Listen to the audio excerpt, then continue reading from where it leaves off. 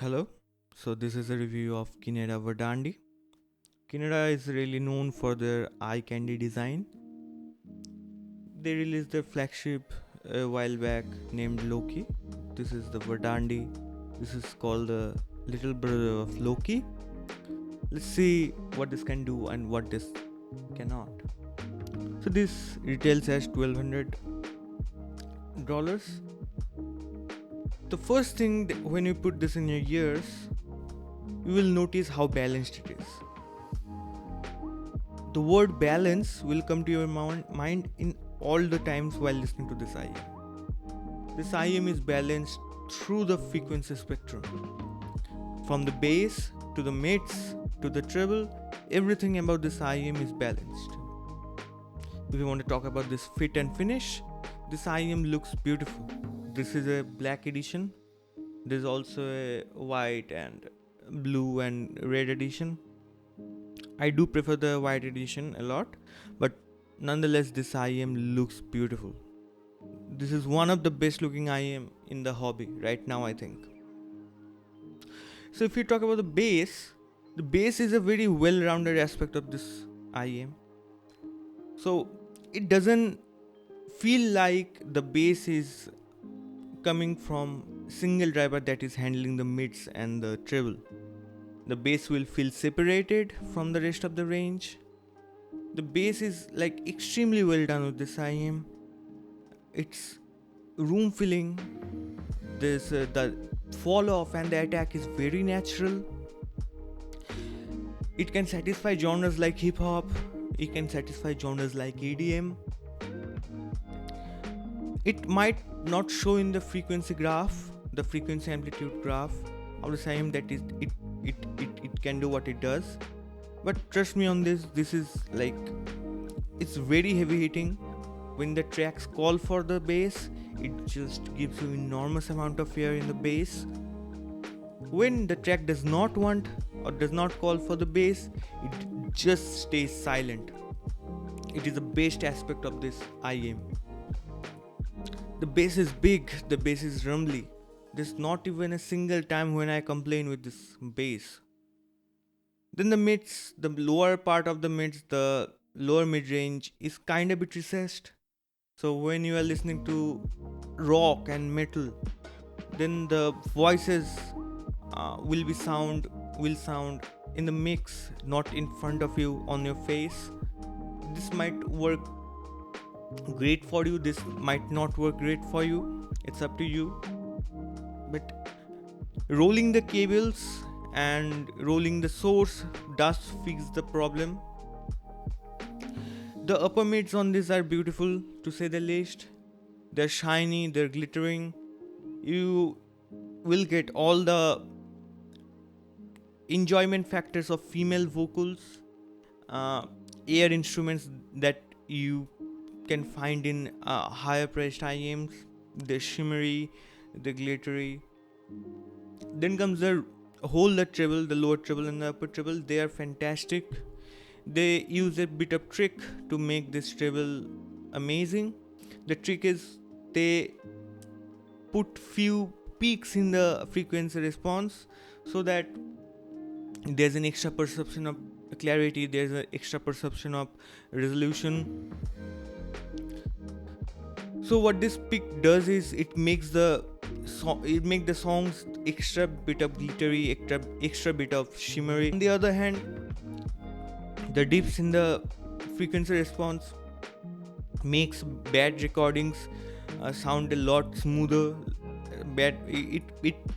There's not even a point where I had to make a choice about throwing something to this IEM. I knew for the reason that if I throw anything at this IEM, this will sound good, and this can only be done with those dips in the treble. So let's conclude the part of this whole frequency response, the objective part of this review. This IEM is extremely balanced, to say the least. Nothing is overpowering anything. Everything is done and it is there in their place. Bass is not leaking out, treble is not making me hurt. no other part of the spectrum is hurting other part of the spectrum. It's clean. So if you are a fan of balanced sound, this is for you. uh, don't go by the word balance, that I can say with uh, a pinch of salt. This is really balanced. The It doesn't mean that the bass is not prominent enough. No, the bass is prominent. uh, so that's it with this IM. Everything sounds so good with this, I can't even imagine. I use Divinous Velvet tips with this. uh, One thing I can recommend is try cable rolling this IM. This IM changes a lot by cable rolling. When I used the Effect Audio Eros X cable, they completely they went from this to this. They got a step up in sound quality. Treble became extra defined. The mid range got a little bit of texture. The bass was a more all rounder. It was fuller. So I do recommend a bit of cable rolling with this IM. Then I tried this IM with this qobuz MEB1. I tried this with this Alchem PD4 Plus. I tried it with Moondrop Dawn Pro. This IM works great with a bit of warm source. It doesn't mean that it can work with neutral or flat sources, but yeah, I do recommend a warm source with this IM. Then comes the technicalities part of this IM. The technicalities might not be as impressive as the frequency, the objective power of the review. The soundstage is massive. There is not even a single time when I thought that the soundstage can be a little bit more further away from you. It doesn't mean that sound can be more intimate. It knows when to get intimate and when not to. The voices are close when they need to. The notes in the IM appear from the black background in an instant. It is so fast that my brain couldn't handle it. So there's that. The imaging might not be a very pinpoint accuracy, but the localization is well done with this IM. Like, there are instruments and there is a black border around them to let them separate from each other. So there's that. The resolution on this thing is good, but I won't say it will blow your shocks off with the resolution capabilities. You can hear certain nuances. It's better than like i600 and Monarch Mark II, but it is not for detail heads, to say the least. I do like this IM, and I hope that Kinera makes right decision after this, making this IM.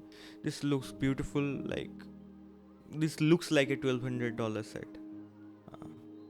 So that's it. That's my review of the Kinera Verdandi. I have a few reviews coming out soon. The next is Pinon Turbo. So stay tuned for that. Bye.